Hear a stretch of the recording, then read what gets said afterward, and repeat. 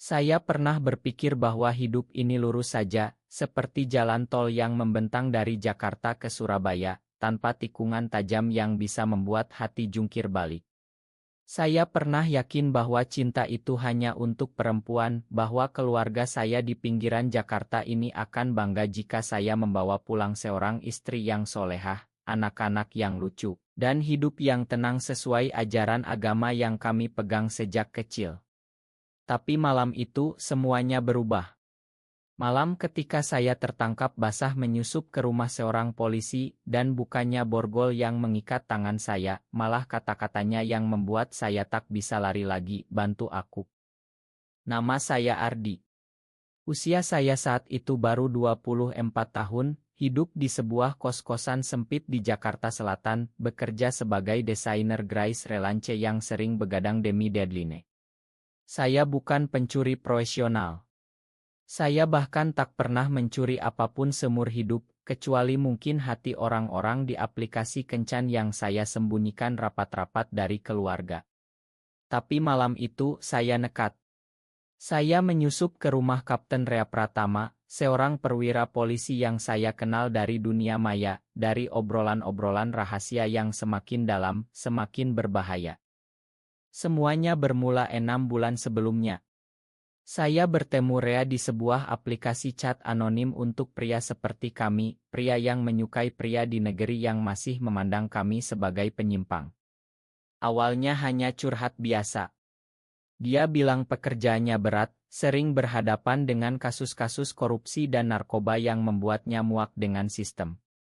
Saya cerita tentang keluarga yang terus menanyakan kapan saya nikah, tentang doa-doa ibu yang selalu menyebut jodoh yang baik tanpa tahu bahwa jodoh yang saya impikan berwujud lelaki tegas beruniform.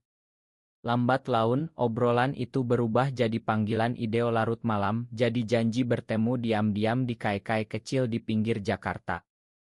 Rea tinggi, tegap, kulitnya sawo matang khas anak Jawa, matanya tajam tapi lembut saat menatap saya lewat layar. Dia sudah 30 tahun, bintara tinggi di Polda Metro Jaya, hidup sendirian di rumah dinas kecil di kawasan elite Jakarta Selatan karena keluarganya di Solo. Dia bilang dia takut sekali jika rahasianya terbongkar. Tapi dia juga bilang bertemu saya membuatnya merasa hidup lagi. "Kamu bikin aku ingat bahwa aku manusia, Ardi," katanya suatu malam, suaranya bergetar. Saya jatuh cinta. Dalam-dalam. Tapi cinta kami seperti api di tengah hujan deras, indah tapi rawan padam kapan saja. Kami bertemu beberapa kali, di hotel murah, di mobilnya yang diparkir di tempat sepi. Setiap kali berpisah, dada saya sesak. Saya ingin lebih. Saya ingin bisa memeluknya tanpa takut ada yang melihat. Malam itu, setelah dia bilang ada tugas mendadak dan tak bisa bertemu, saya tak tahan. Saya tahu alamat rumahnya dari cerita-ceritanya. Saya nekat naik ojek online, membawa sekuntum mawar merah yang saya beli di pinggir jalan, berharap bisa mengetuk pintu dan bilang bahwa saya tak bisa lagi hidup tanpa dia.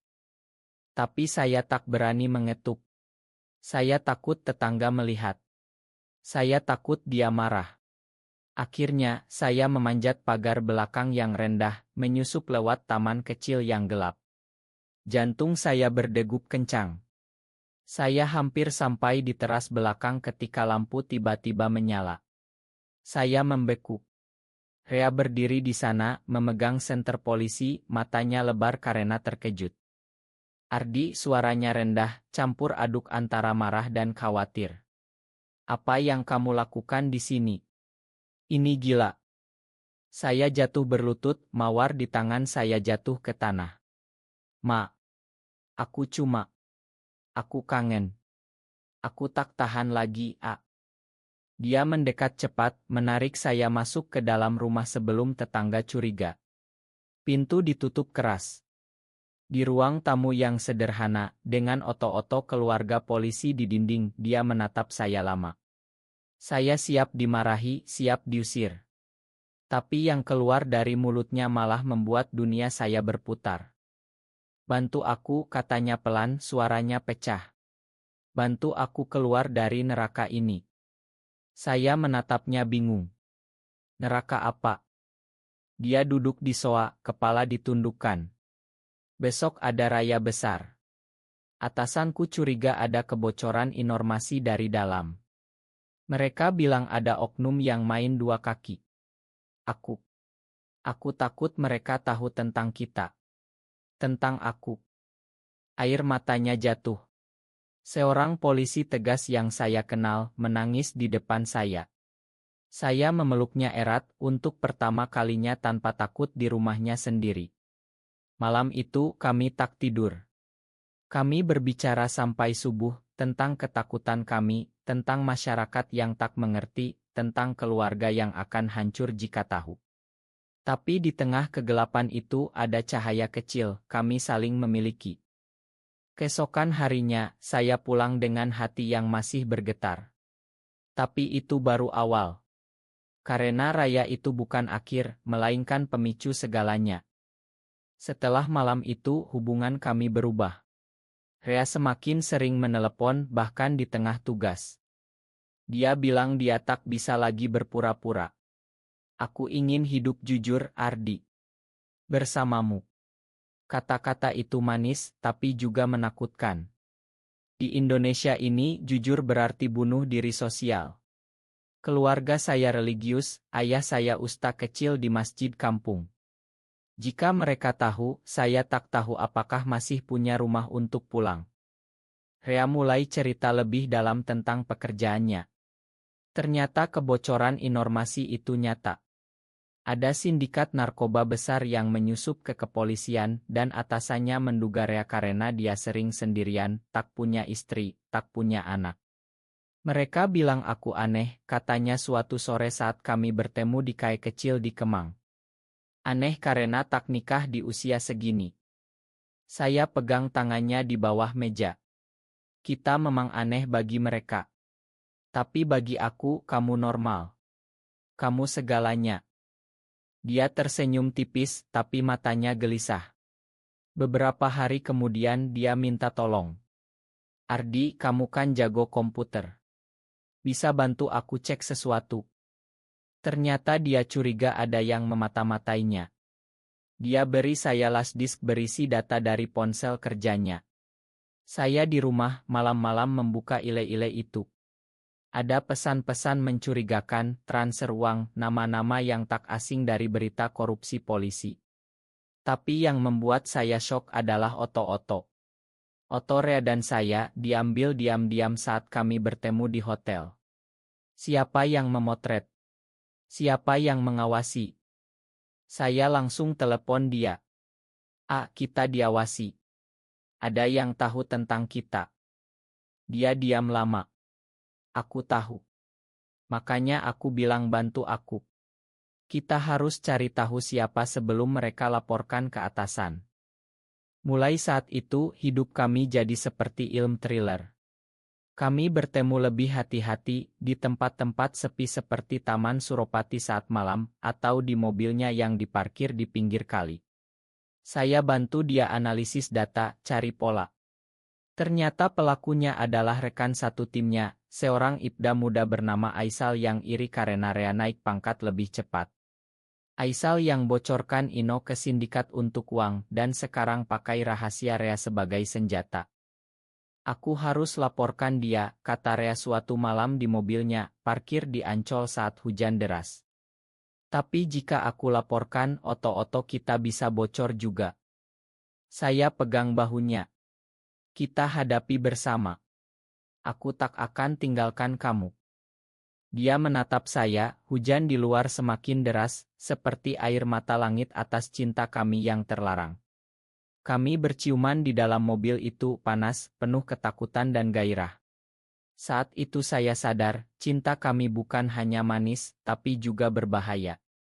Ada taruhan nyawa di sini, karir Rea, nama baik keluarga kami, bahkan kebebasan. Beberapa minggu berlalu dengan tegang.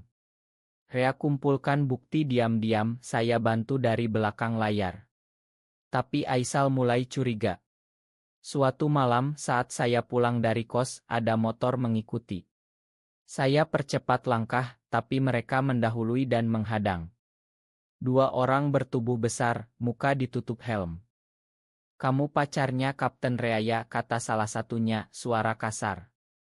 Bilang ke dia, mundur dari kasus ini, atau rahasianya kami sebar ke semua grup polisi. Saya gemetaran tapi berusaha tegar. Kalian salah orang. Mereka tertawa lalu pergi. Saya langsung telepon Rea. Dia marah besar. Ini sudah keterlaluan. Besok aku laporkan semuanya. Malam itu dia datang ke kos saya untuk pertama kalinya. Kami tak tidur, hanya saling peluk di kasur sempit. Aku takut kehilangan kamu, katanya. Aku juga, jawab saya.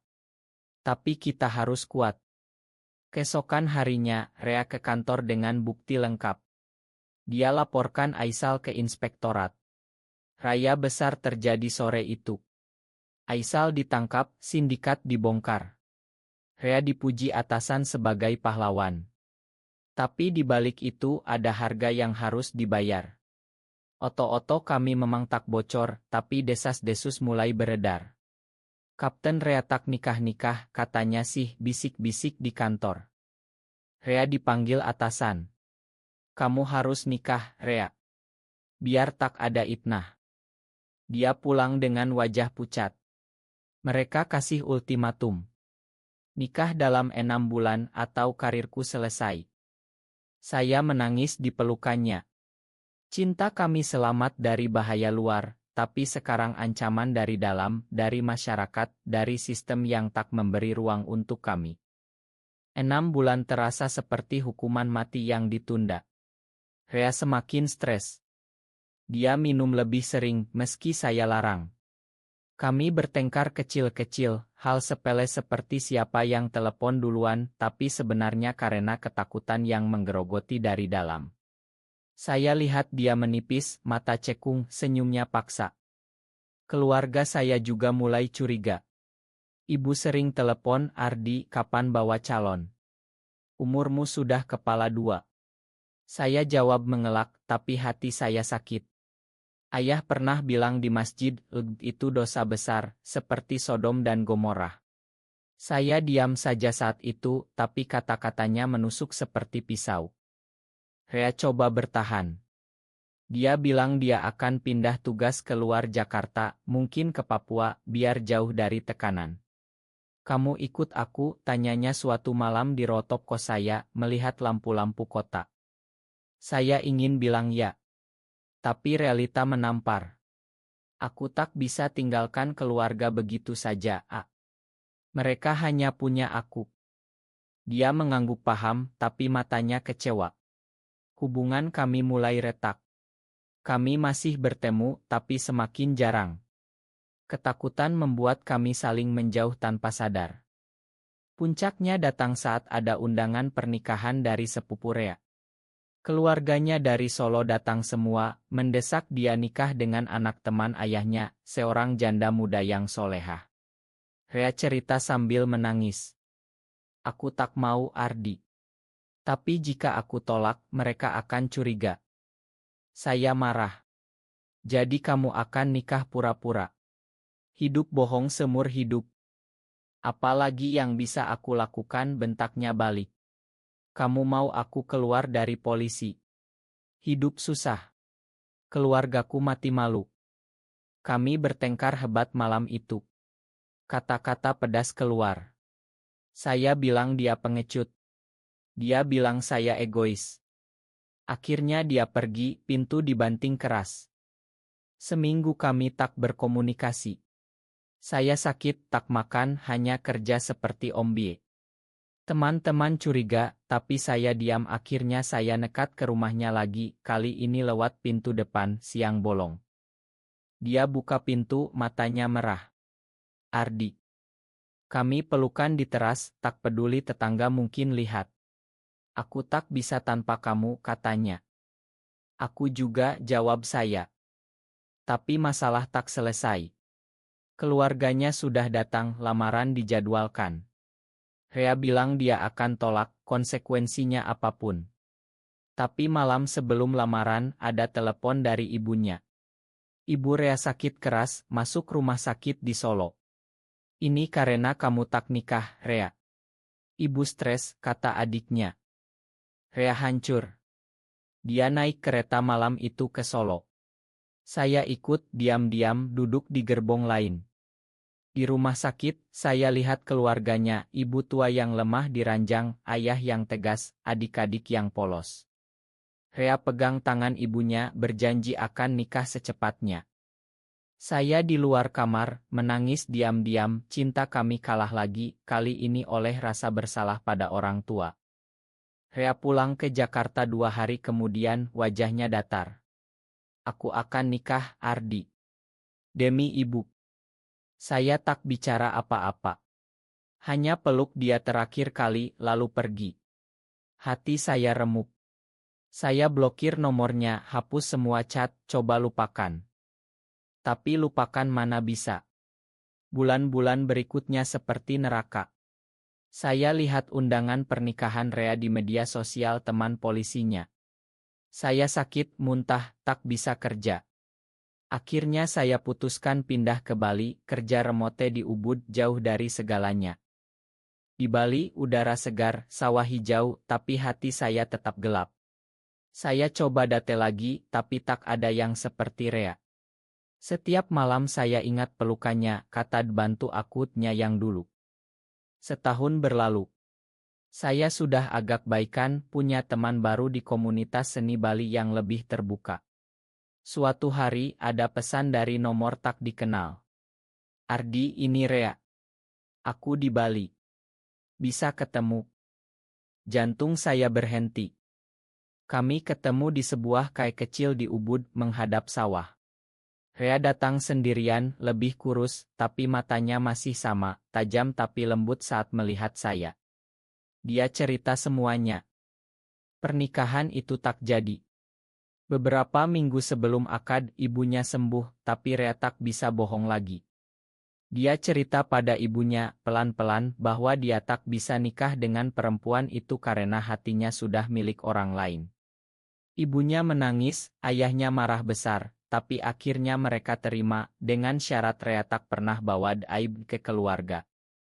Rea keluar dari polisi. Dia bilang karirnya sudah mentok karena desas-desus.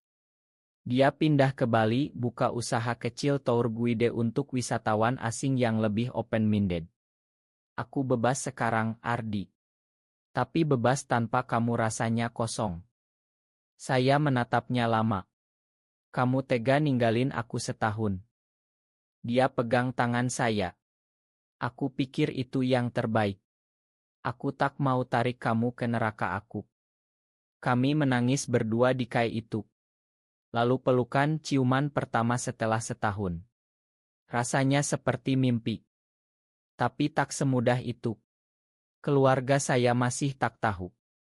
Saya cerita pelan pada ibu lewat telepon bahwa saya tak akan nikah, bahwa saya bahagia dengan hidup saya sekarang.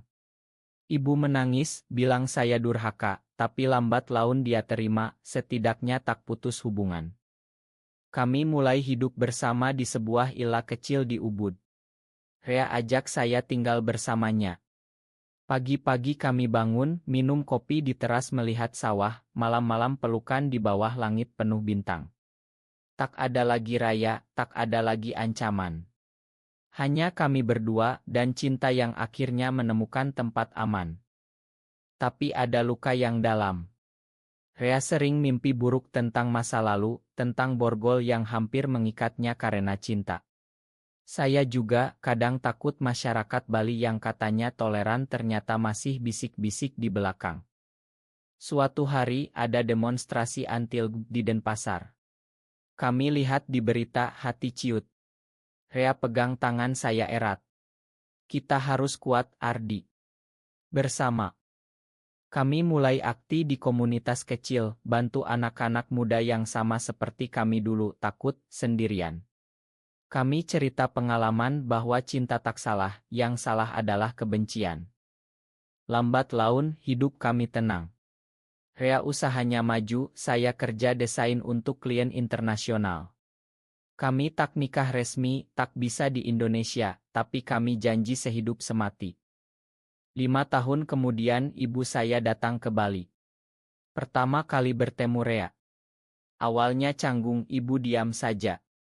Tapi saat Rea masak gudeg khas Solo untuk ibu, saat dia hormat mencium tangan ibu, ibu menangis. Kalau kamu bahagia, nak, ibu ikhlaskan. Ayah saya butuh waktu lebih lama, tapi akhirnya terima juga. Keluarga Rea juga, meski tak pernah bicara terbuka. Kami tak punya anak biologis, tapi kami adopsi seekor anjing lucu yang kami beri nama Harapan. Setiap pagi kami jalan di Pantai Sanur, tangan bergandeng, tak peduli orang lihat. Cinta kami tak mudah. Ada pengorbanan besar, karir, sebagian keluarga, rasa aman. Tapi di akhir, kami temukan bahwa cinta sejati layak diperjuangkan. Bahwa di tengah negeri yang masih gelap bagi kami, ada cahaya kecil yang kami ciptakan sendiri. Saya pernah berpikir hidup ini lurus saja. Tapi ternyata, tikungan tajam itulah yang membawa saya pada kebahagiaan sejati. Bersama Rea selamanya. Hidup di Bali tak selalu indah seperti kartu pos, ada hari-hari ketika ombak terlalu besar, meteor untuk masalah yang datang tiba-tiba. Suatu ketika, ada kasus viral di media nasional tentang pasangan gay yang dianiaya di Jakarta. Rea gelisah berhari-hari. Kalau kita di sana, mungkin kita yang jadi korban, katanya. Saya peluk dia. Makanya kita di sini. Lebih aman. Tapi aman relatif. Di Ubud, wisatawan asing banyak, mereka santai lihat kami bergandeng. Tapi penduduk lokal kadang masih melirik aneh. Ada tetangga yang tak pernah sapa, ada yang bisik banci saat lewat. Kami coba abaikan, fokus pada kebahagiaan kami. Rea mulai tulis buku. Cerita hidupnya anonim tentu saja. Dia bilang ingin bantu orang lain yang sama. Judulnya Bantu Aku, katanya sambil tersenyum. Saya bantu edit, tambah bagian tentang saya. Buku itu terbit secara indie lewat penerbit kecil di Jogja yang berani. Tak bestseller, tapi banyak yang chat terima kasih. Anak muda dari berbagai kota cerita mereka tak sendirian lagi. Kami juga buka kelompok dukungan kecil, ketemu sebulan sekali di ila kami. 10-12 orang cerita duka bagi harapan. Ada yang baru keluar dari keluarga yang usir, ada yang baru putus karena tekanan. Kami dengar, peluk, bilang bahwa suatu hari akan lebih baik. Saya lihat Rea berubah. Dari polisi tegas yang takut jadi lelaki lembut yang penuh empati. Dia bilang saya yang ubah dia. Saya bilang kami saling ubah. Ada satu momen yang tak akan saya lupakan. Ulang tahun kami yang ke-7 bersama. Rea ajak saya ke pantai Kuta saat sunset.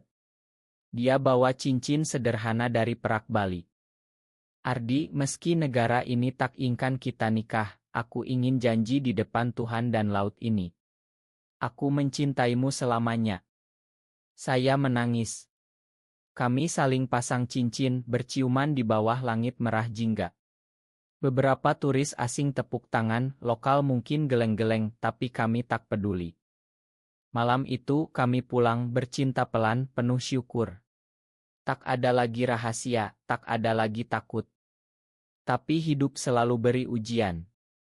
2 tahun kemudian, ayah saya sakit keras. Kanker. Saya pulang ke Jakarta sendirian dulu. Di rumah sakit, ayah lemah di ranjang. Ibu cerita ayah sering tanya tentang saya. Saat saya masuk kamar, ayah buka mata. Ardi. Makan ayah. Ayah dulu salah. Yang penting kamu bahagia. Saya menangis di pelukan ayah. Beberapa bulan kemudian, ayah pergi. Pemakaman ramai, keluarga besar datang. Rea ikut sebagai teman baik. Dia pegang tangan saya diam-diam di belakang. Setelah itu, ibu pindah ke Bali bersama kami. Rumah jadi lebih ramai. Ibu pelan-pelan terbiasa lihat kami mesra. Kadang dia bilang, Rea, masak opor lagi dong buat ibu. Kami tertawa. Hidup mulai benar-benar damai. Tapi ada satu lagi cobaan. Rea didiagnosa depresi berat karena trauma masa lalu. Dia tak mau makan, tak mau keluar rumah. Saya khawatir sekali. Kami ke psikolog di Denpasar yang paham isu. Lambat laun dengan obat dan terapi, Rea sembuh. Dia bilang, kamu penolong aku, Ardi. Seperti malam pertama kamu menyusup itu. Saya tersenyum. Dan kamu bilang bantu aku. Kita saling bantu sampai sekarang. Kami semakin kuat. Komunitas kami tumbuh, sudah puluhan orang. Kami adakan acara kecil, barbecue di pantai, cerita pengalaman, nyanyi bersama. Saya sadar, cinta kami bukan hanya untuk kami berdua. Tapi untuk orang lain yang masih gelap, masih takut. Di Indonesia yang masih abu-abu bagi kami ciptakan warna sendiri. 10 tahun setelah malam penyusupan itu, kami duduk di teras Ila, melihat sawah menghijau. Anak anjing harapan sudah tua, tidur di kaki kami. Ibu di dalam, nonton sinetron Auritnya. Rea pegang tangan saya. Kamu menyesal? Saya geleng. Tak sedikit pun. Kamu. Dia tersenyum. Aku bersyukur. Kamu datang malam itu, nekat menyusup, bikin hidup aku berubah. Kami tertawa mengenang. Dari polisi yang hampir hancur, jadi lelaki bahagia di Pulau Dewata. Dari desainer takut yang lari ke Bali, jadi pasangan yang berani cerita. Kami tak kaya raya, tapi cukup. Usaha Tourea maju, saya punya studio desain kecil. Kami punya keluarga kecil, ibu, harapan, dan teman-teman komunitas yang seperti saudara. Ada hari ketika berita buruk datang lagi. Ruantil mau dibahas di Per. Kami gelisah, ikut demo kecil di Bali, pegang spanduk cinta tak salah. Tapi kami tak putus asa. Kami tahu perubahan lambat, tapi pasti. Anak-anak muda sekarang lebih berani, lebih terbuka. Suatu hari, ada pemuda datang ke rumah kami. Usia 20-an, mata merah karena nangis. Om Ardi, Om Rea, saya tertangkap orang tua cat sama pacar sesama jenis. Mereka usir saya. Kami peluk dia, beri tempat tinggal sementara. Cerita kami padanya bahwa dulu kami juga takut, tapi sekarang bahagia. Dia tersenyum pertama kali. Terima kasih. Kalian inspirasi. Malam itu, saat pemuda itu tidur di kamar tamu, Rea bilang, lihat, Ardi. Kita tak sendirian lagi. Ya, kami tak sendirian. Cinta kami menular, jadi harapan bagi yang lain. Kini, setiap malam, kami tidur pelukan, syukur pada Yang Maha Kuasa yang ciptakan cinta dalam bentuk apapun. Kami tak minta diterima semua orang, cukup diterima diri sendiri dan orang-orang terdekat. Saya pernah berpikir hidup ini lurus saja. Tapi ternyata jalan berliku yang penuh duri itulah yang bawa pada taman paling indah. Bersama Rea di Bali, di hati yang akhirnya damai. Cinta kami, meski terlarang bagi sebagian, adalah anugerah terindah. Dan kami akan jaga sampai akhir. Karena malam itu, ketika saya tertangkap menyusup, dan dia bilang ngebantu aku, kami mulai saling selamatkan. Selamanya.